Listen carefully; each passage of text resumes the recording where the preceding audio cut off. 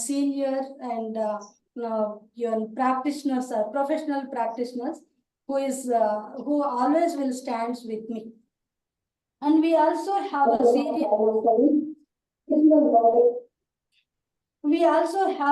senior professor, Professor A.K. Pasha, from Texas, and former Dean and Director, Center for West Asian Studies, JNU New Delhi. He also, when I invited him in a short notice, and 2 days back only, I requested Sir to join us immediately without having second thought. Sir joined us. Thank you, sir, and great welcome to you, sir. And thank you. We also expected to have Dr. Marina Boroskia, and due to technical issue, she could not join us. And she also Doctor of Economics and head of the working group at the BRICS Export Council, Russia. Maybe shortly, once she get a network, she may join us. And for her also, grand welcome to, in absence of her.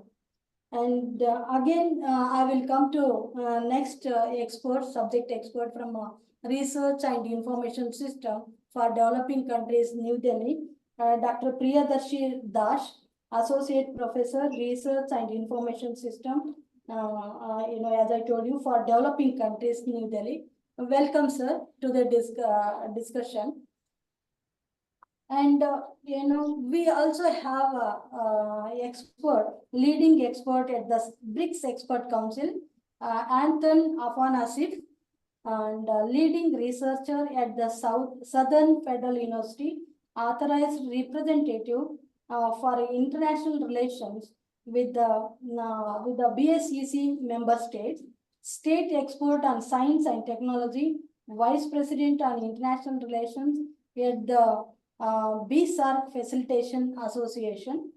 And when it comes to offline, subject expert, we have Dr. Krishna Prasad N, Director, Cavery Ayurvedic Medical College and College and Hospital, and he also Managing Director for Nature Bell Wellness Clinic and Mysore. And we also have an young research officer, research analyst, Mr. Rahul Karan Reddy. He is a research analyst, Organization of Research on China and India. At the end, we should thankful to Sapna, research officer. I also extend my welcome to her for the panel discussion. She is the one, without it could not possible to shape the program. She put a lot of effort to shaping the program, sir. And at the end, I welcome all the participants through online mode. And now I request Professor Devaraja Gowda, sir, to deliver his to address our panel discussion. Good evening, everyone. I feel proud to be a part of the discussion. I congratulate the Department of International Relations, Maharaja College, University of Mysore, and Chennai Center for China Students for organizing today's relevant discussion. The conclusion of 16th BRICS Summit under the chairmanship of Russia has brought the Global South countries to the center stage. The expansion of BRICS will boost trade and cooperation and also lead to sustainable development of countries in the field of energy. It has paved the way for stronger bilateral relations among the leading member states. BRICS is having crucial to address challenges of Global South. BRICS can play an important role in addressing the issues of the developing countries of the Global South.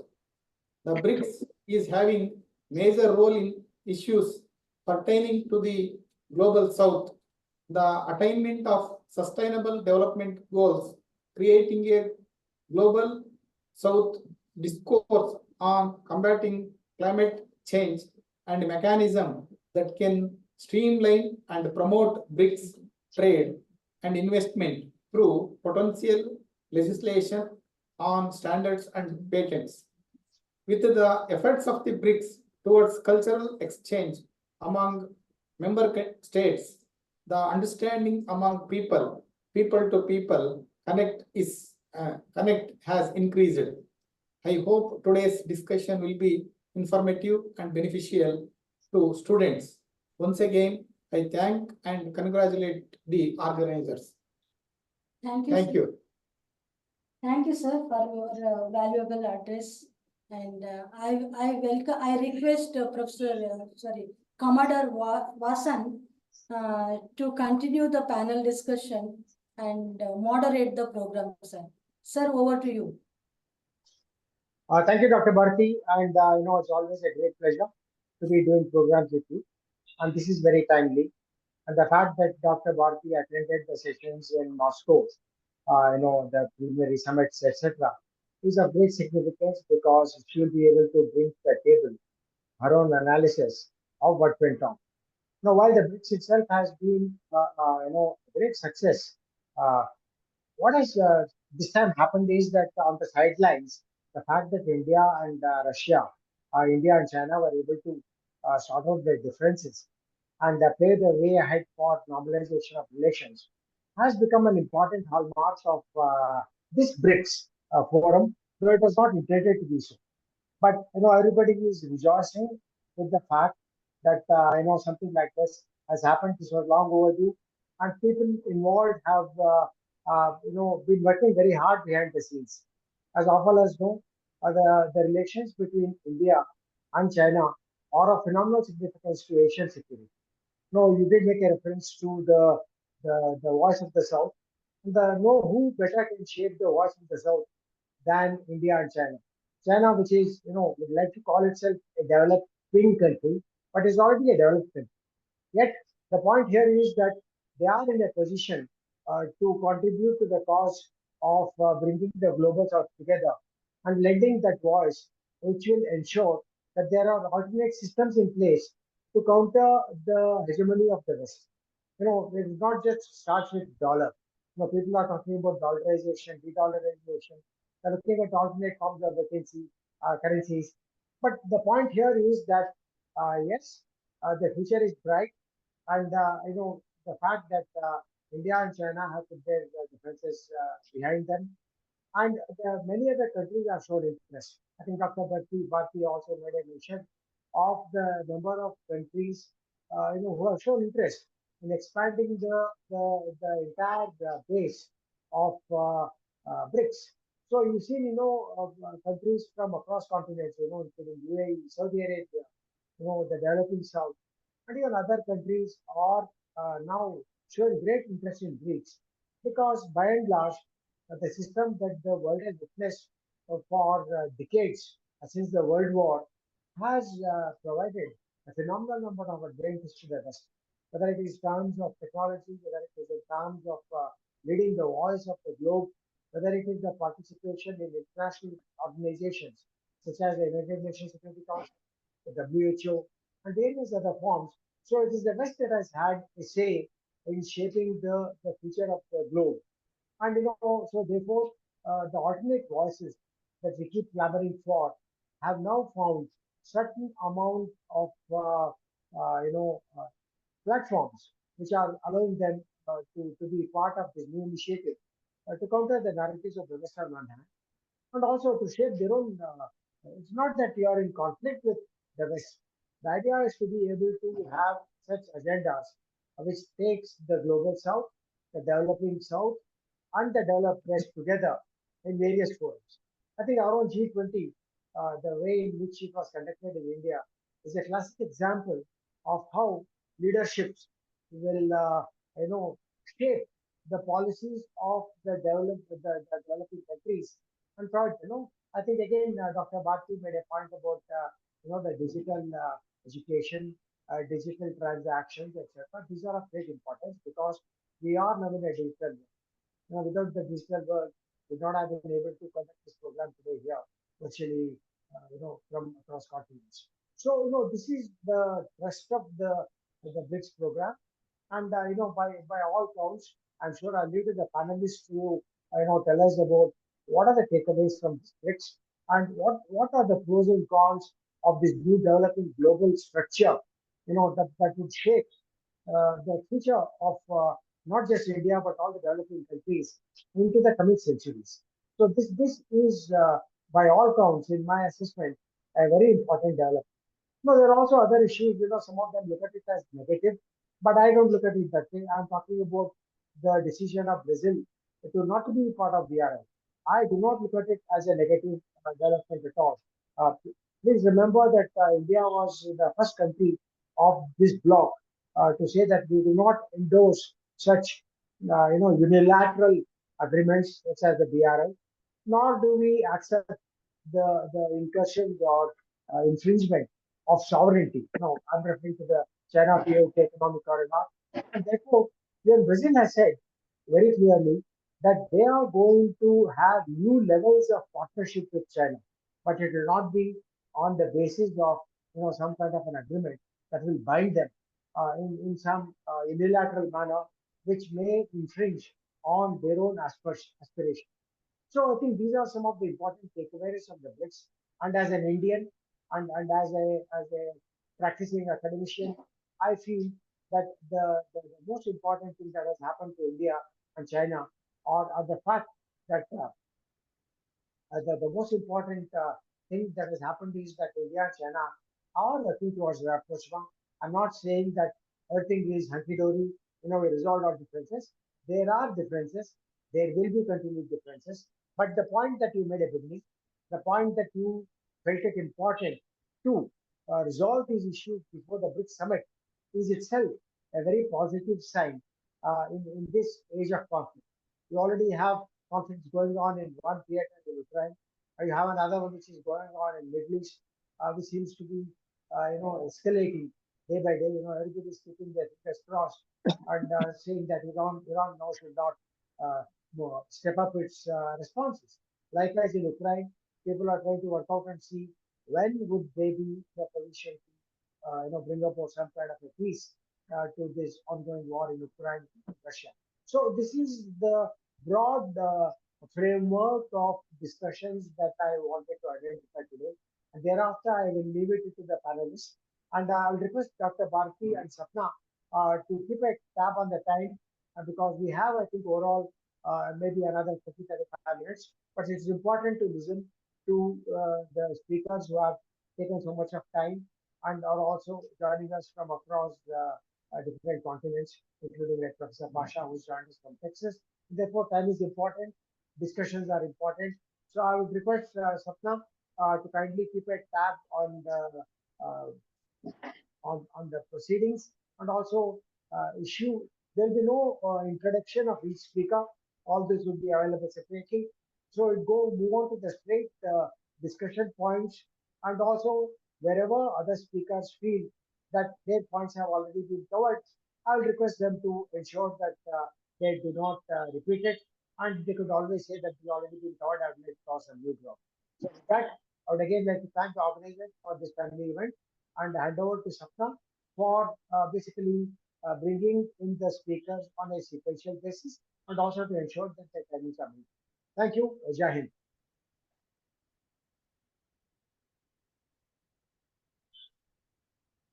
Thank you, sir. Sapna, are you there?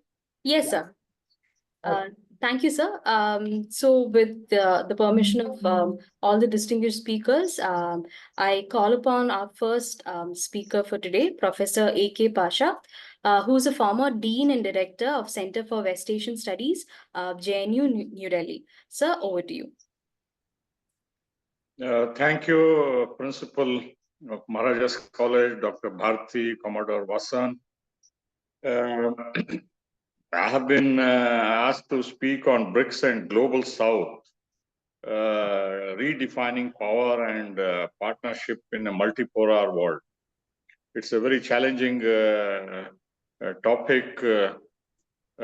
First of all, I would like to say here that BRICS is a major initiative from the Global South.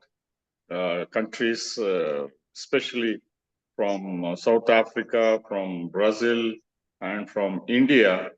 And later on, China and Russia joined, and now it has become a sort of a movement where most of the countries from the South would like to join this new future, as I say it, because the Western-led so-called rules-based order, which is functioning since 1945 through the United Nations and other multilateral bodies, have come under severe strain, especially for the last 25 years, if not more, where it has meant domination by one group of countries, the so-called Western world, Europe plus America and Canada, plus Australia and New Zealand.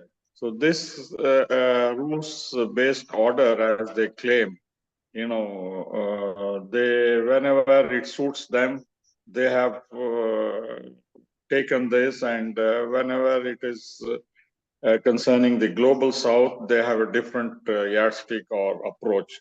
So these double standards, which have become obvious since the so-called war on terror from 2001 onwards, has alienated much of the global South in terms of selective application of rules in favor of the West and to the detriment of the South.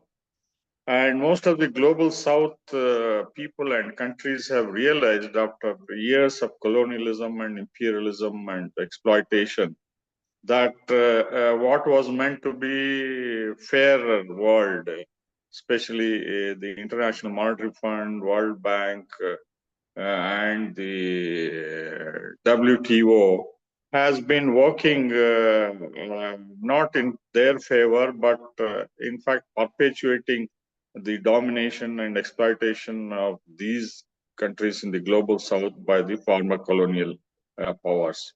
Like, for example, the African countries are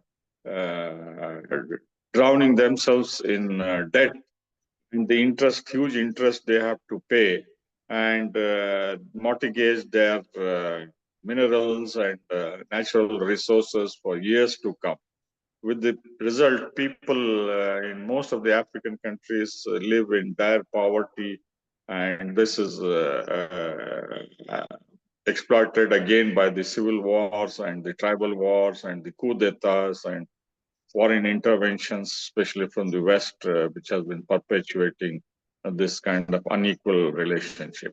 So the partnerships which were being tested for the last couple of decades have been under severe strain between the global South and the West. So all of these countries have realized that they need a new platform. They tried through the G77, they tried through the United Nations and various programs, Sustainable Development Program, and so on and so forth. But nothing seems to have changed the lives of the millions of people in the global South. And that is how any attempt to restructure the global multilateral organizations is resisted by the West, because they want to perpetuate their domination, and especially the US hegemony, which has been under question for quite some time.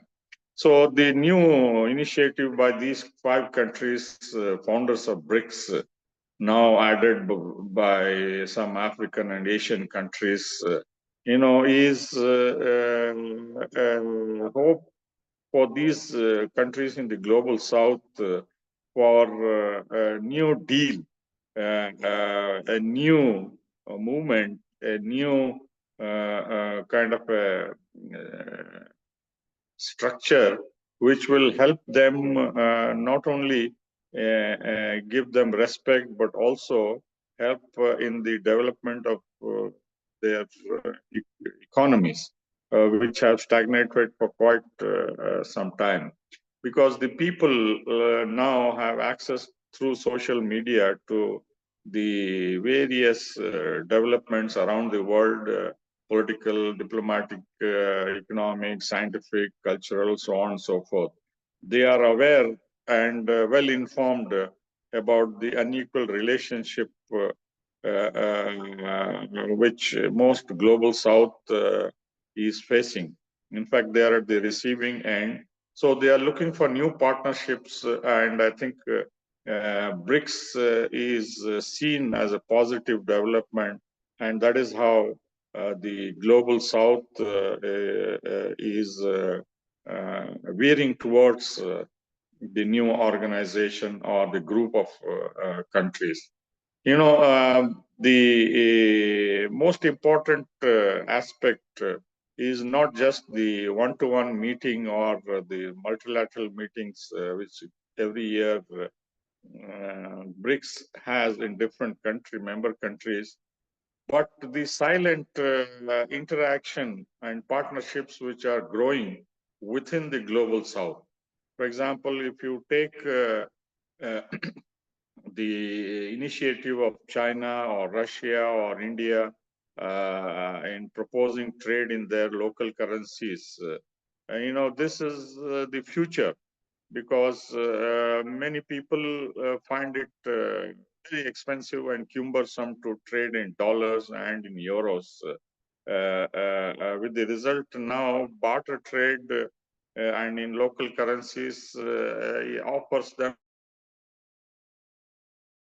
a good opportunity to save foreign exchange and also to increase their exports to the neighboring countries or within the global South.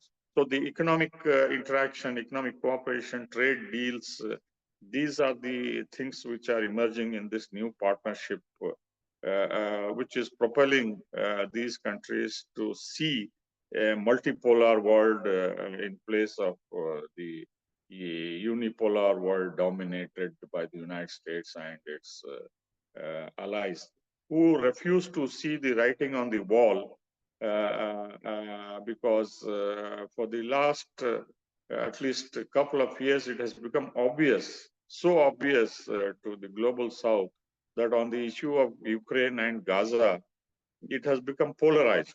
On the one hand, the United States and NATO wants to push Ukraine towards bankruptcy, towards very harmful effects in the conflict with Russia, and sanction Russia and treat its oil and gas as the way the Europeans were having access to ban it. So on the other hand, in Gaza, you have the United States supplying weapons along with the NATO countries, violating United Nations Charter, the Security Council resolutions, the unanimous resolutions passed by the General Assembly, overwhelmingly by over 145 members, calling on Israel to stop the genocide in Gaza and West Bank and other places around its countries. So on the one hand, they want to uphold the UN Charter as far as Ukraine and Russia is concerned. And on the other hand, in Gaza, it has become obvious that the United States is not going to listen to any of these rules-based orders, as they claim, whether it is United Nations or the International Court of Justice or the International Criminal Court. And it is so blatant, the double standards, that global South countries, especially South Africa, has appealed to the International Court of Justice to take a decision on this because of the stalemate in the Security Council. No progress has been made, and this war is spreading and threatening to engulf not only the regional countries, but also such major powers in this. So the global South is watching the global rules, so-called rules-based order, big brick by brick, it is being dismantled by these own countries, whether it is invasion of Gaza or Lebanon or Iraq or Afghanistan or Syria or this Libya, this Yemen and Somalia, innumerable countries where these countries have used their power and hegemonic instruments to cause discomfort to millions of people. And this lack of economic development and interventions trigger immigration and millions of people lose their lives on borders, in sea, and so on and so forth.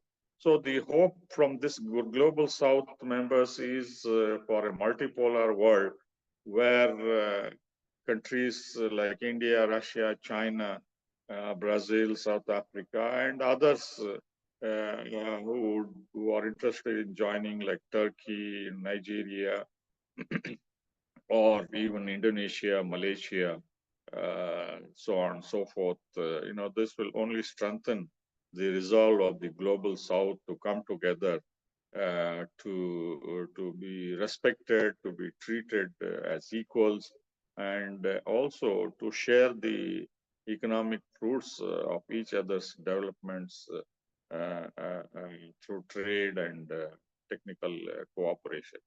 The cultural program also, cultural cooperation between the countries is also strengthening among the global South countries, because they have realized that aping the West is no solution, because many of these countries have been old civilizations, old cultures, and they have much to offer for the other countries in the global South who share their aspirations, who share many similarities in that way. So, starting with economic and cultural cooperation, and of course the annual political meetings of the BRICS leaders, this is becoming a major fulcrum, major hub for international relations, and this is mainly because of the high-handedness of the United States and the West, which has abused the United Nations and the so-called rules-based order to suit its own hegemonic objectives, much to the discomfort of the global South. Another point which I would like to flag is, the conflicts within the global South, of course, are some of them are insurmountable. But there is a realization that unless and until the global South buries or resolves these conflicts, the external powers, especially the Western countries, would exploit them and try to divide the global South further so that they don't come together on a common platform. And the recent decision by both India and China to resolve their border dispute, I think it's a glorious example of how this has unnerved countries like the United States and the NATO countries who were hoping to exploit the Indo-Chinese differences to virtually get India on their side and fight their battles through India against China. So the realization among the elites in the global South that they must resolve their differences, is a very important development. First, it happened between Russia and China. Of course, there were differences, there were border problems, but they have resolved to work together, and there's a virtual alliance. So now with India and China also resolving the border dispute and improving their relations and economic cooperation, this will only strengthen the resolve of the global South to work together. And I hope that the multipolar world, which is in the making, would make progress in the coming years, although there will be attempts by the upholders of the rules-based order to divide and bring about a wedge within the global south. I'll stop here. Thank you. Thank you very much, sir. Now I call upon Dr. Priyadarshi Dash, Associate Professor, Research and Information System for Developing Countries, RIS, New Delhi, to kindly take over the floor. May I request the speakers to kindly restrict your speech to 10 minutes. Thank you very much. Thank you. Please just put a buzzer or something 1 or 2 minutes before so that it is easy to conclude if you can. Yes, sir. Thank you, Chair, and thank you, Professor Bharati Ramat, University of Mysore, for this timely panel discussion, because the BRICS summit is not very old. The summit declaration is still getting digested by the intellectual community and the students at large. As Professor Pasa was mentioning, new hopes, new hypes, and all is there. And how these new members would fit into the world 5 BRICS, and what sort of things are going to happen. So as I have been tasked to sort of focus on the development issues, so I try to see from that lens how far BRICS has gone in terms of populating the mandate of the BRICS in terms of strengthening the development agenda and the possibilities around, given the new technological possibilities, the new formats of engagement among countries amid this geopolitical uncertainty and other things. So if you scan through the Kazan declaration, I could make out very strong and very bold statements made this time about the need for a global reconfiguration. And this has been used in a language like that. There are emerging powers. There is a need for Bretton Woods institutions, the multinational institutions, to make it more representative. So I want to split my presentation briefly into 3 categories. The first one, the structural changes that are needed in the global economy through BRICS, through BRICS-led processes and similar platforms like G20. Second one, what are those pillars within development where BRICS has the real strength to lead and guide the global south, the larger emerging market and developing country universe. And the third part is that how do we do that when we know that the challenges are there? So if you see in the structural sense,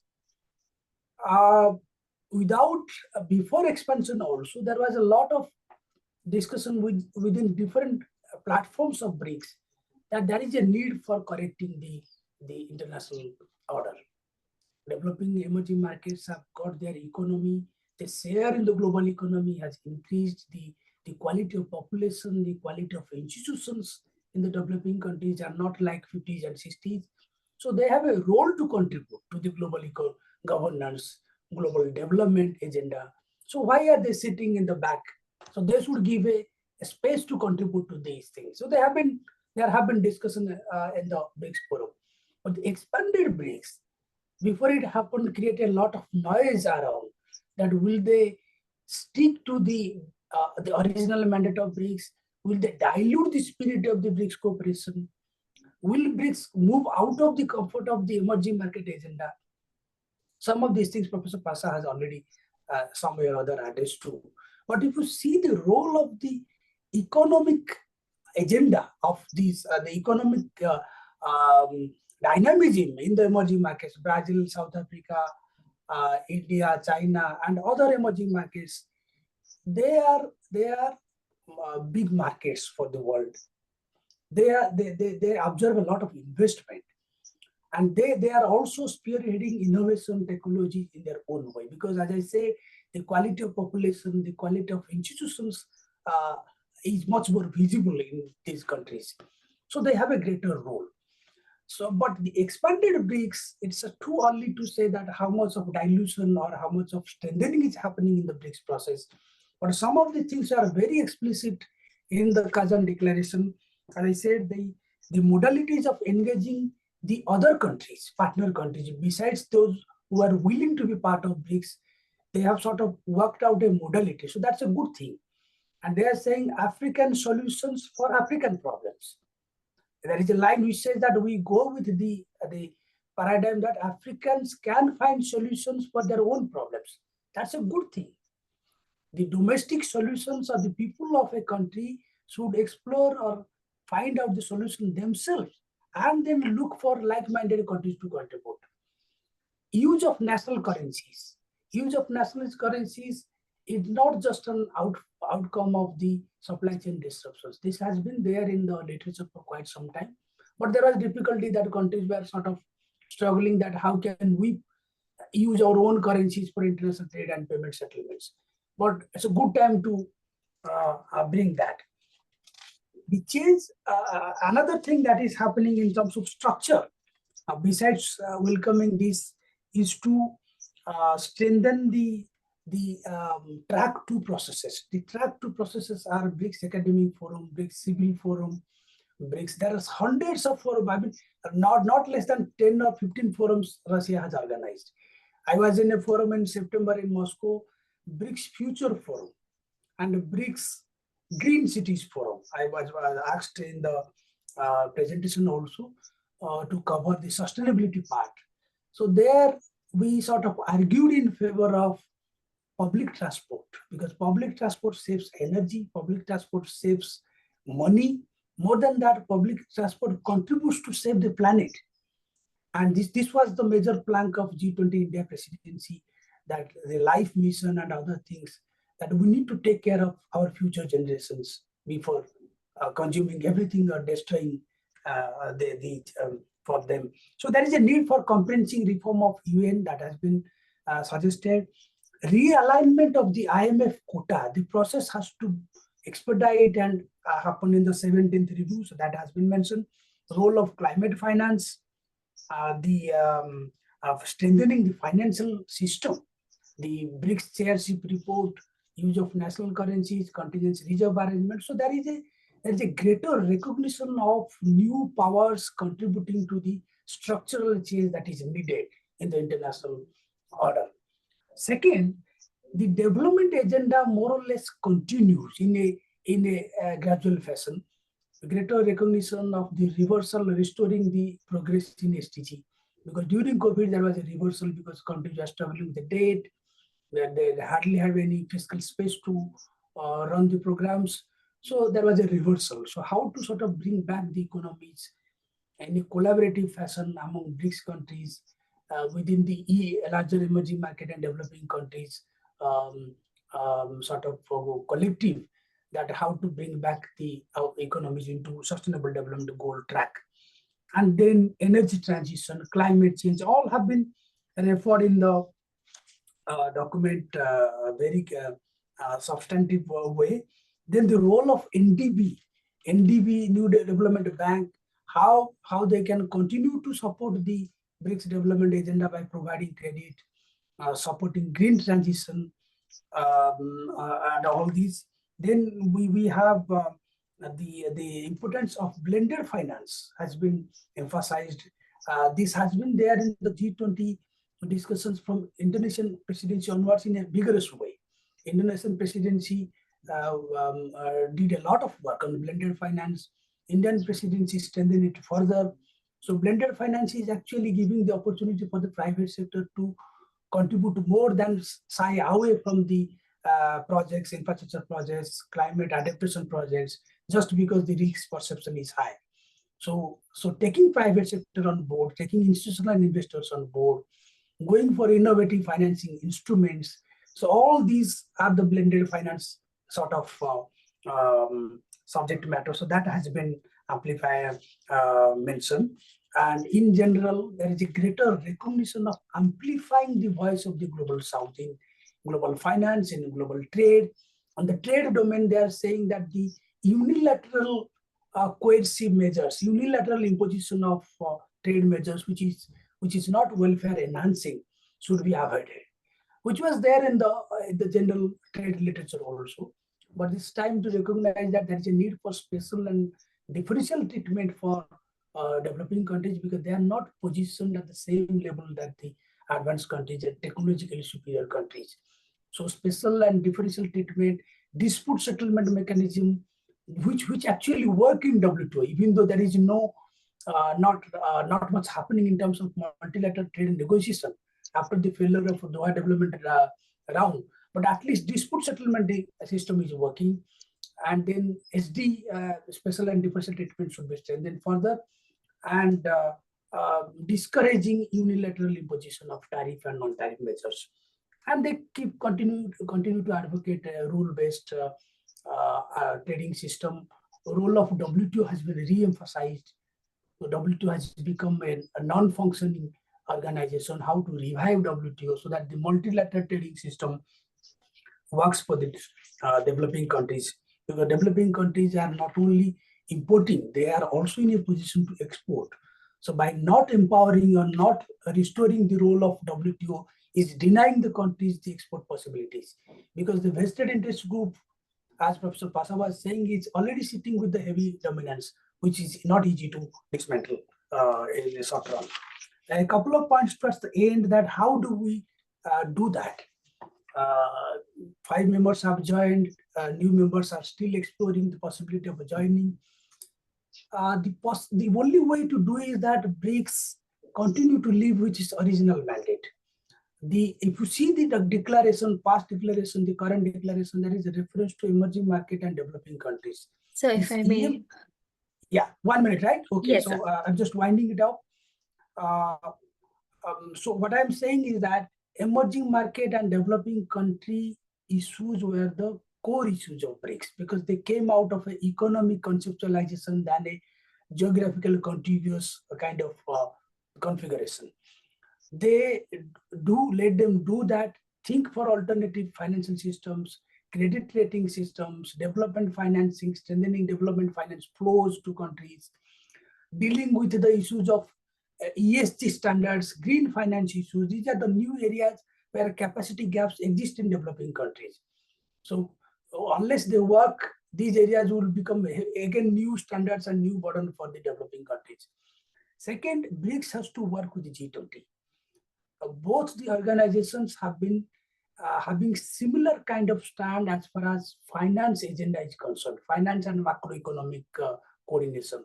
If you read the BRICS declaration in the past 10 years and G20 declaration in the past years, if anything matches, then this is the area where they are converging. So most of the G20 India achievements are reflected here in Russian BRICS declaration. So there is a synergy in the process.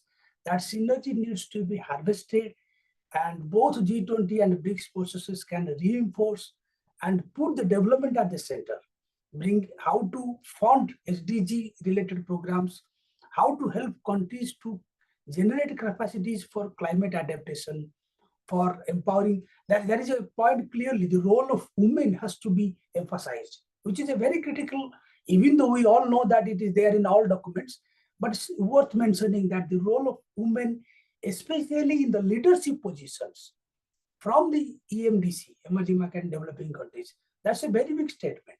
So in essence, what I'm saying that while we celebrate the success of BRICS in terms of exploring new areas of cooperation, it's a lot of homework needed by the member countries to see that how that BRICS platform continue to remain a viable platform of discussion and not mindlessly expanding the agenda of BRICS, so that we don't focus on anything and achieve anything out of this. So I think this is the short intervention from my side. If there are queries, I'll respond to that. Thank you. Thank you very much, sir. May I now invite Mr. Anton Afanasiev, who's a PhD, Dr. Anton Afanasiev, leading researcher at the Southern Federal University, authorized representative for international relations with BSEC member states, state expert on science and technology, vice president on international relations at the BASAC Facilitation Association. Over to you, sir. Thank you very much, Madam Chair, dear Commodore Visan, dear Dr. Hemet, thank you for inviting me. Thank you for the floor. Well, glad to be here. Then again, warmest regards from Marina Borovskaya from Russia. Well, let me start with the quote of the President of Russia from the expanded meeting of the BRICS summit. So to fully realize the potential of our growing economies and take advantage of the new wave of global economic growth, our countries need to strengthen cooperation in areas such as technology, education, efficient resource development, trade, logistics, finance, and insurance. It's not a coincidence that technology and education comes first in that sentence, because BRICS cooperation in science and technology can and does significantly contribute to bridging the global digital divide and advancing artificial intelligence alongside other emerging technologies. The BRICS countries have a significant global scientific research and innovation potential and influence. More than 42,000 scientists from the BRICS 10 are featured in the top 2% of most cited scientists across the globe, based on the Stanford Elsevier top 2 scientist rankings in 2024, which constitutes 16.4 for BRICS 5 or 19% for BRICS 10, with more than 5,000 for India. Separately, the numbers are significant, especially if we take China, but synergetic effect from current and potential collaboration in that field, meaning STI, is significant. That's why that's the one of the reasons that Kazan Declaration acknowledges the enormous potential of the BRICS countries in the sphere of STI and the proposed protocol to Memorandum of Understanding of Cooperation in STI as well, and commands the work of the BRICS STI Steering Committee, being one of the crucial mechanisms to manage and ensure the successful holding of BRICS STI activities.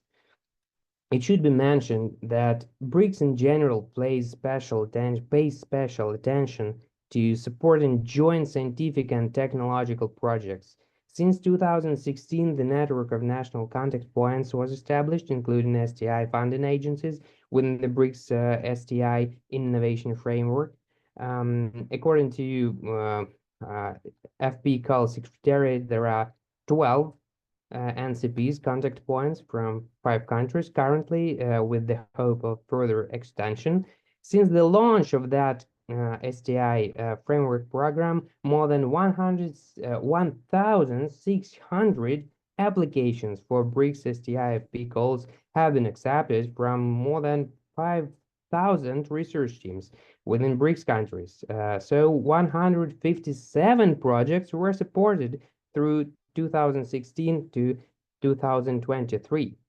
Surely, further extension of cooperation in social sciences and humanities, which is also included in the Kazan Declaration, is noteworthy. The establishment of the BRICS working group specifically on those sciences and the further development of a framework program, STI framework program, in a view of the development of those fields or those domains is quite crucial from our point of view. Surely the continuation of the development of STI flagship projects and developing the platform for financing of those flagship projects will be the future of the further development of that particular area.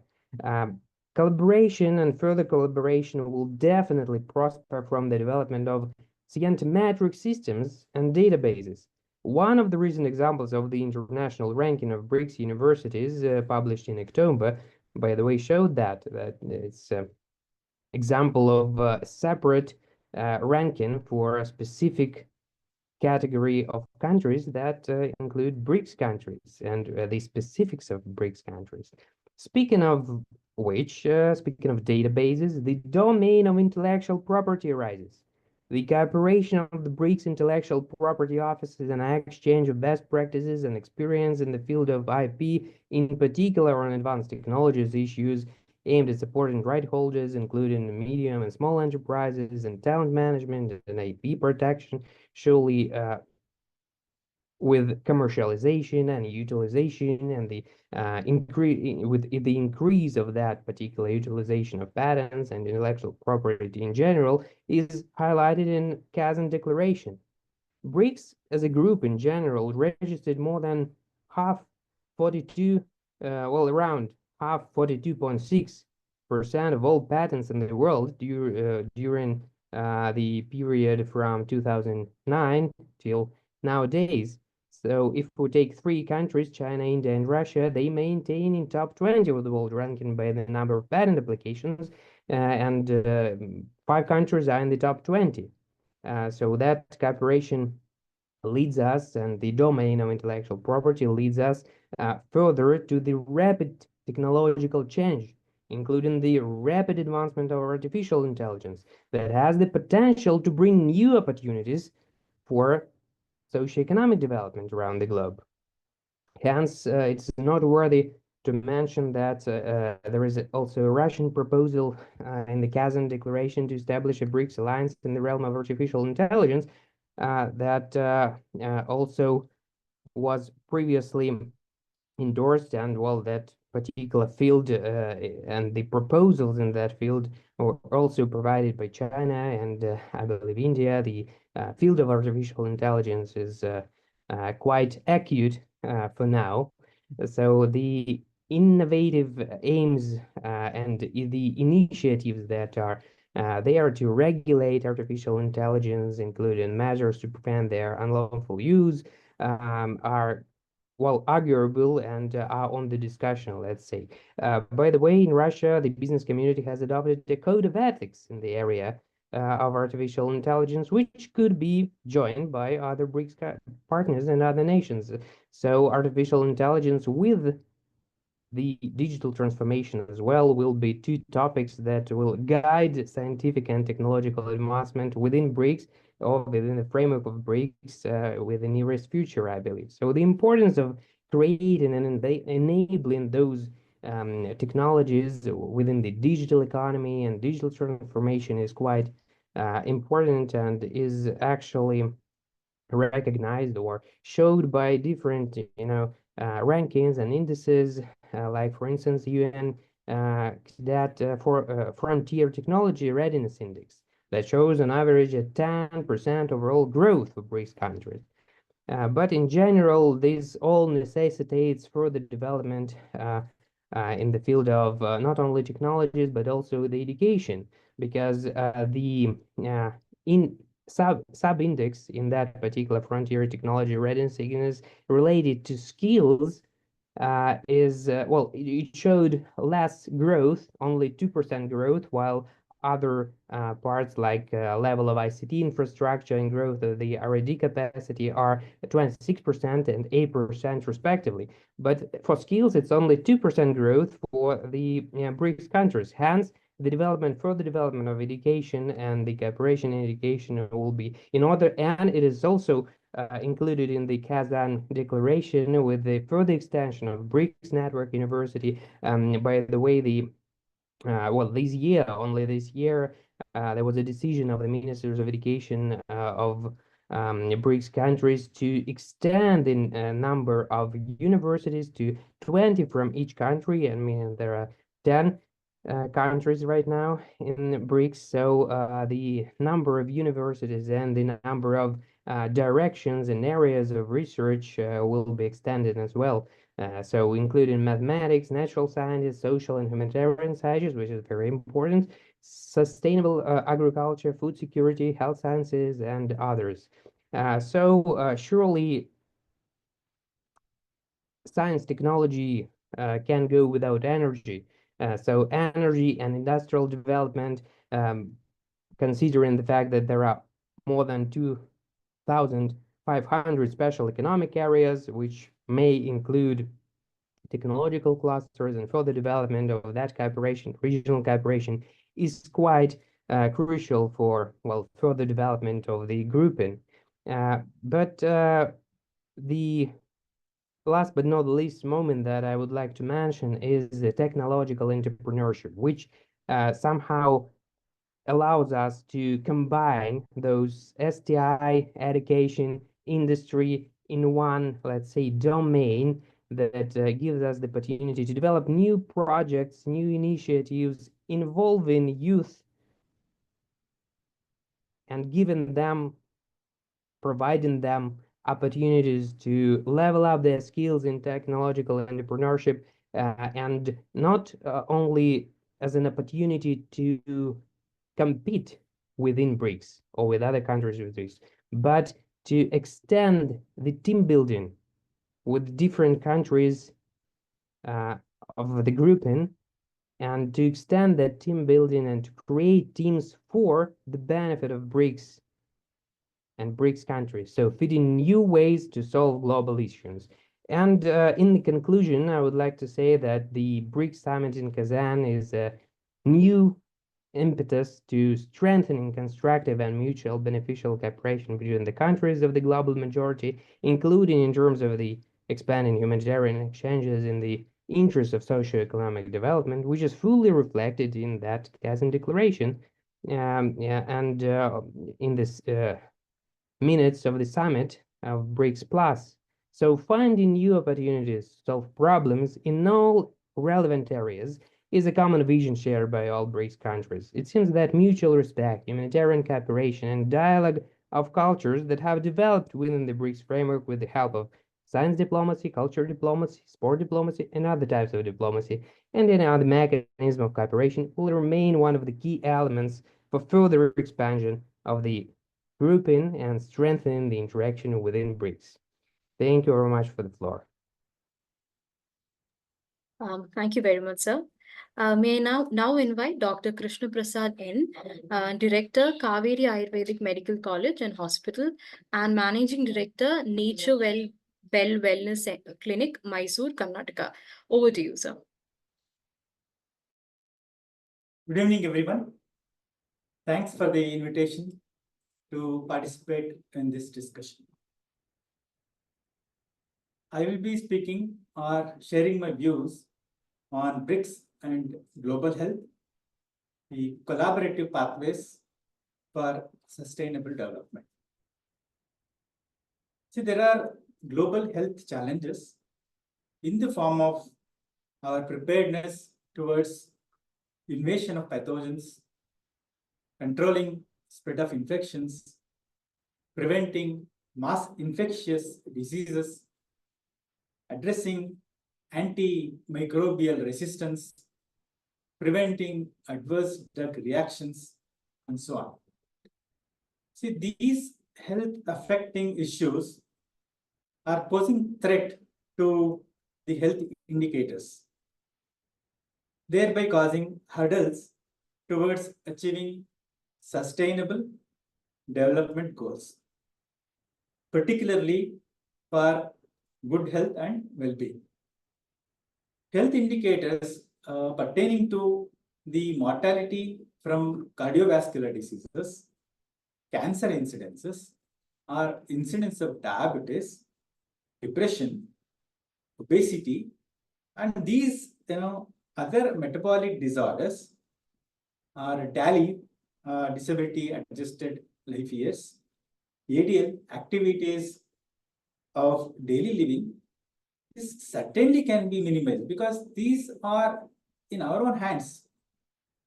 Minimizing the health expenditure or percentage of GDP towards healthcare is possible when there is a paradigm shift towards preventive measures in equal or even more than only towards corrective measures.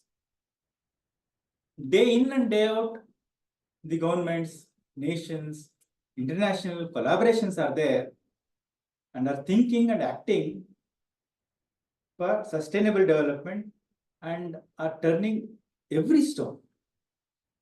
I would like to kind of see the accountability at individual levels as the responsibility of any nation's citizen to realize these sustainable development goals.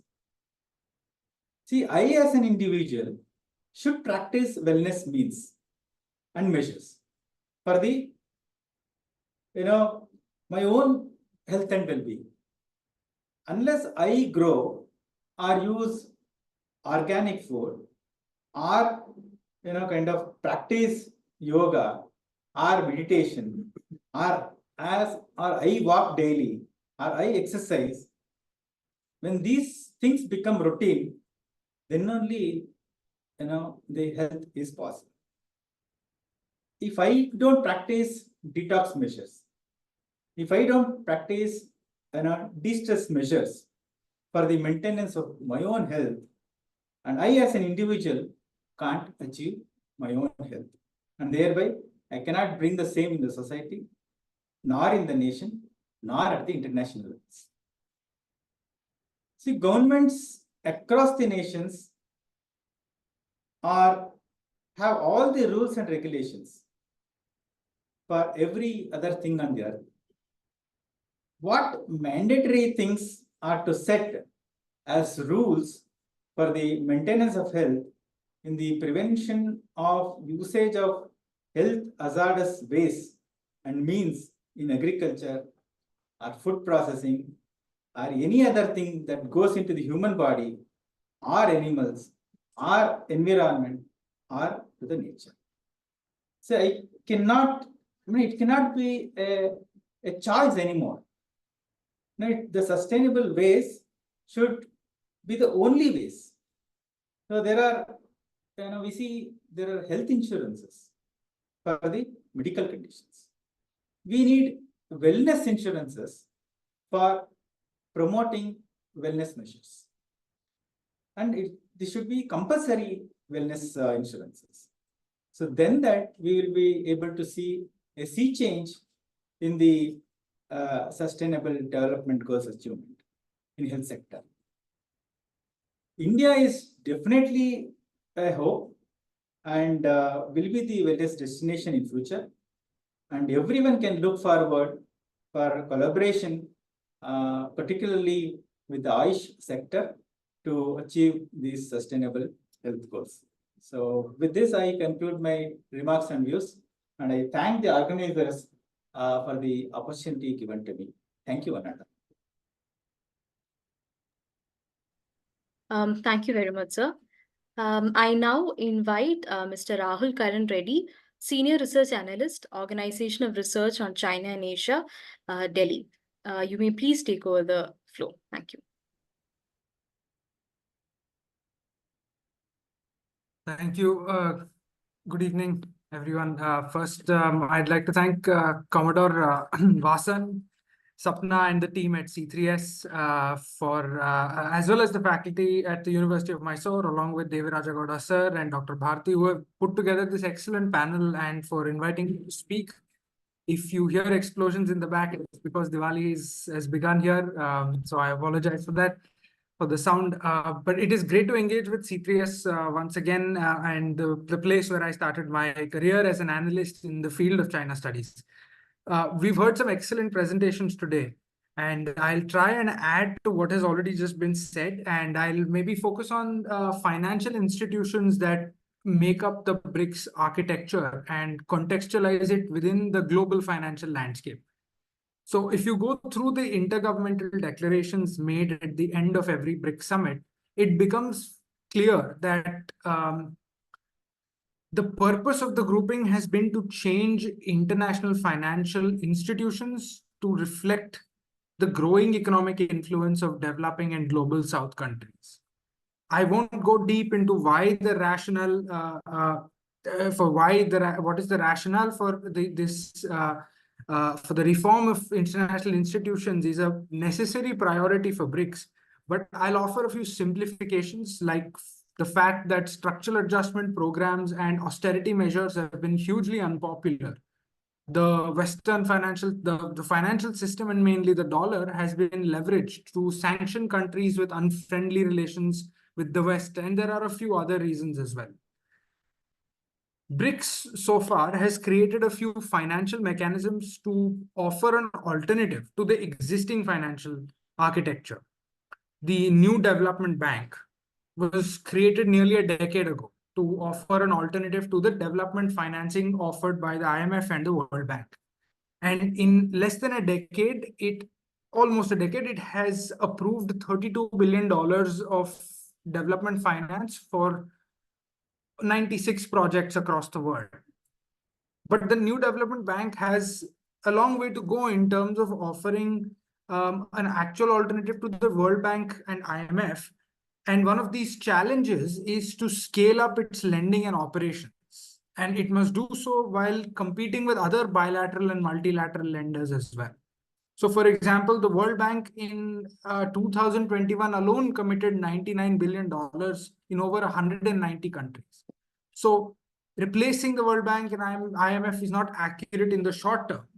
But the fact that the NDB operates in the same space as the IMF and the World Bank is an achievement to note. And I think there are a few issues for the NDB to address, such as its access to information policy and the way that the board of directors operates. And here I will just offer some of the testimony of one former vice president of the New Development Bank, who said that governance within the NDB can be improved in terms of the board of directors, who should be given greater powers, in terms of transparency, which can be enhanced because very little information is available about the loans and projects that the NDB undertakes.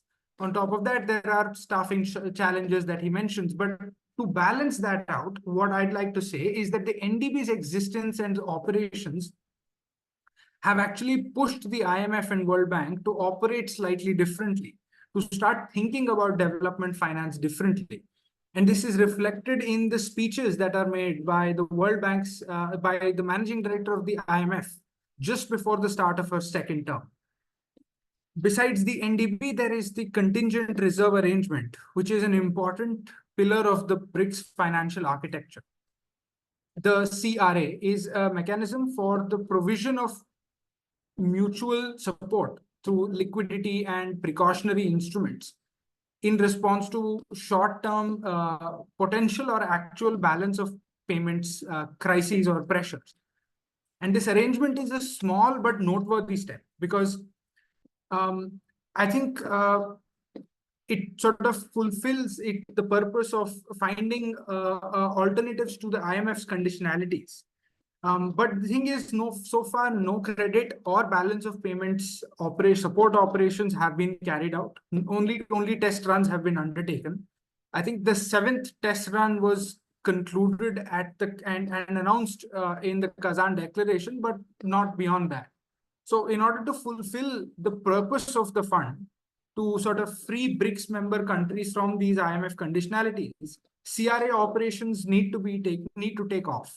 And although the central banks of some countries resist the CRA, some analysts argue that it is important to expand the total size of resources available to the CRA, that new countries must be allowed to join in, and its flexibility must be increased. Here, it's also important to have a surveillance unit like the Chiang Mai initiative in Singapore. And finally, I'll just say a couple of things about the de-dollarization effort. BRICS Plus is actually slowly but surely increasing its foothold in regional trade and becoming more focused on the trade between member countries, which is intra-regional trade, which is a highly relevant indicator for this de-dollarization effort. And this increase in intra-regional trade and at the same time, the increase in the individual economic heft of countries like India, China, and Russia is accelerating this process. So, for example, the BRICS Plus is de-dollarizing its financial flows from above average levels. If you look at compared to 2020 and you look at the data of 2024, you can see that there is a declining share of US dollars in their cross-border bank claims, in the international debt securities and broader external debt. So this is a much more complex arena of operations as well as of analysis for scholars and analysts. So I will not get into much depth here in the interest of time. Overall, based on the creation of these institutions like the NDB, the CRA, and as well as the BRICS broad canvas of operations, it's clear that the BRICS financial architecture is a highly valuable asset, and it adds a truly multilateral approach to development finance. There are several opportunities to take advantage of in terms of how this architecture is operated. And I think all of this ultimately means greater benefits for the countries of the global south. One final thing I will say here is that great powers and great power dynamics within the BRICS architecture, they have actually propelled better outcomes. So China, Russia, and India, they have similar but competing outlooks and methodologies for achieving some very principal issues like multipolarity, reform of international institutions, and championing the global south cause. And I've detailed how this competitive articulation of converging interests adds great value to BRICS and the global south in a recent article that I've written, and I will post that in the chat in case anyone in the audience is interested. I will stop here and hand over back to Sapna. Thank you very much. Thank you very much, Rahul. May I now invite Commodore R.S. Vasan to give the concluding remarks. Can you hear me? Yes, sir. Okay. Thank you. I think it's been a wonderful session, and I must thank all the panelists for bringing such rich, discourse this evening on the eve of Deepavali. So, Rahul, I must assure you that we did not hear any explosions, but I'm hearing all the explosions here next to my house, and I hope you're not put up with that. I think what's important is that this has become a very important hallmark for the global players. And the West, as rightly brought up by all of you, has taken cognizance of the new block. I don't want to call it a block, but I would like to call it as the unification of the minds who are trying to shape the future of the countries, particularly from the developing south. I think the last speaker, Rahul, made a very important point about the importance that's been given to economy. De-dollarization is not going to happen overnight. Let's all accept the fact that dollar will continue to be there for a long time. But more and more such initiatives, whether it is on the digital platforms, whether it is UPI, whether it is moving over to another form of common currency, all these are initiatives that would definitely put a phenomenal amount of pressure on other players who have dominated the global scene. That is where the relevance of BRICS and all the players is important to us as we are conducting these discussions. Professor Pasha, Mr. Anton, and various others have also brought out the importance of restructuring. On restructuring, we've been talking about the United Nations Security Council, and it is almost like flogging a dead horse. Every forum, every sideline, we talk about the need for restructuring the United Nations Security Council, but on the ground, the high table is not allowing anybody else to come in. So this is where the organizations such as the one which you examined just now have great relevance in bringing about those kind of pressures on international institutions which are hold firm, like also brought up by Professor Pasha since 1945. That is since the future of the war. It is the West has dominated the entire discourse and the narratives wherever we are. Whether it is returning out something, whether it is getting somebody on board. So they have had a phenomenal amount of clout in maintaining this exclusivity of the club. That is not good for the welfare of the developing countries. So therefore, I think all the speakers have made it a point to tell us how important Kazan has been this time. And like I said in my opening remarks, for India particularly, it is of great relevance, particularly as we are trying to march together as two Asian powers. And I'm not saying that it's easy. Like I also cautioned earlier, it's not something that's going to happen overnight. But at least the fact that after 4 years, after 5, nearly 5 years, we have come to an understanding, reinforces the confidence of the developing countries to say, yes, we can look for a joint leadership from India and China and Russia, of course, which has its own great advantages despite the war. And therefore, this would provide those kind of alternatives to the people who are looking for the world that belongs to all of us. So the one earth, one family, one future is not a slogan. This is what we need to work for. And India and the Indian leadership in all the forums have made it a point to say that we need to work together. And security and growth for all in the region is not just a slogan, but if we are to make this happen, the organizations such as BRICS and the alternatives that there will be many bilateral regional forums. It could be ASEAN, it could be SAARC, it could be the SEO dialogue that took place. Many of these forums now are fairly conscious of the need to come together and also work on the agenda that will ensure that we don't leave behind a world that is not fit for inheritance by the future generations. So that's all I have to say. And Sapna, do we have any time for taking some questions, or we don't have any time at all? So we have 5 more minutes. Maybe we can take one or two questions. All right, we'll ask some questions to be posted here, and maybe we can club them together and ask whoever it is addressed to. No, we will not be, asking you to say your piece on the mic because of time constraints. But if you do have any important question and say who it is addressed to, Sapna will direct it at the speaker. We will be able to take 2 questions. If any of the participants have any questions, kindly note it down on the chat box. We will take the questions to the speakers.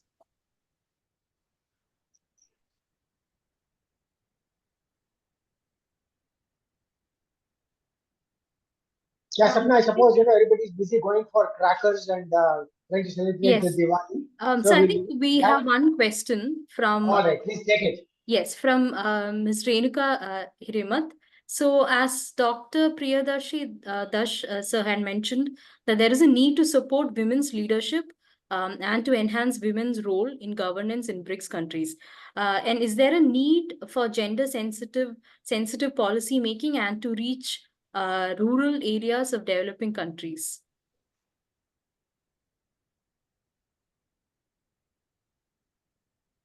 So is Dr. Priyadarshan there or has he left?